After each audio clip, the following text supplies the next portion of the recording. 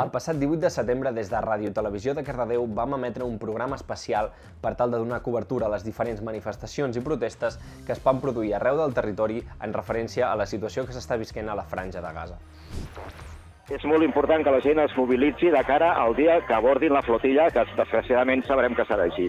El programa va arrencar amb un especial Regles del joc, on l'Àlvaro i l'Àlex ens van donar un context històric, polític i geogràfic del conflicte.